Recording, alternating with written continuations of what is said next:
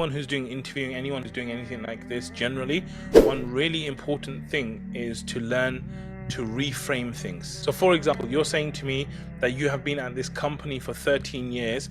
This is a problem. Now me, I wouldn't see it as a problem. So if I was going to speak to someone and they're like, okay, you're here for a job interview and like you were there for 13 years, I'll be like, yeah, because I'm a very loyal person. I take my responsibility extremely seriously, and when I join something or somewhere, I'm going to give it my everything, and I'm going to ensure that I get to success. And for me, I love working deeply. I love developing people and things, and spending real time, attention and focus. So for me, I think it's really, really important to be loyal, to help the company to do this, to that. You see how we took something that was a problem and we made it actually into something that's quite commendable. And you know, right now I'm actually hiring for people, and one of my biggest fears about hiring people, by the way, is that I'll hire someone, I'll train them, and then sometime later they'll leave.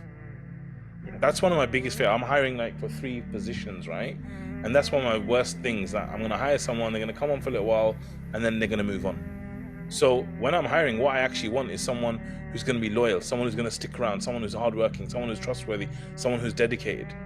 So then once you've reframed that thing from a problem to actually a quality, the thing I would look at is, what is the objection with this? Well, the objection is, look, you spent 13 years in one environment.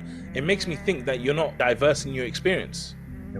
Okay, so now what I would do is I'd be like, look, I know I spent 13 years in one place, but you know, like I'll give you an example of myself. When I was in IERA for 5 years, you know, the kind of things I did was so diverse. I would say it's more diverse than people that have done 10 different jobs. For example, I learned how to write a book, like full-blown publishing. I learned how to do investigations internally. I learned how to hire people. I learned how to fire people. I learned how to make a video DVD production. I learned how to do conferences. I learned how to do people development. I learned how to do event management. This is all in 5-year space in one company. So my experience has been extremely diverse, more than if I was working in the corporate world, where I would have one job and I would just do that job over and over and over again. Actually, I've done different roles, I've different things, and then another thing I would say to anyone who's going for an interview, I was speaking to my friend because he had an interview today, and Alhamdulillah, he texted me a little while ago. He was saying the interview went very, very well, Alhamdulillah. I was with him yesterday and I was saying to him, think about the objections and the reasons that they're not going to want to give you the job. And then based on those things, think about real life stories and experiences that are going to destroy this thing.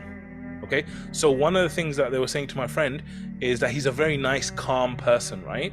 Is he able to work under pressure because he's like quiet, he's a nice guy? Can nice guys handle pressure? Like, that's their question, right? So we were talking, I was like, what's a really high pressured moment? And he was telling me about this thing that he did at work where there was so much pressure and it was so intense. I'm like, what you need to do is tell that story in your interview somehow. So you want to pick the 2, 3, 4, 5 stories that link to where they feel like they shouldn't hire you, or that you think there might be an issue, and you need to tell those stories in the actual interview.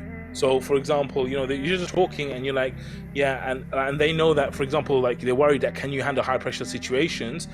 You might say that, you know, the kind of stuff that I've done in my work at IERA, like it was extreme intense pressure. Like it's the highest levels of pressure that you can get in a work environment when I was managing XYZ.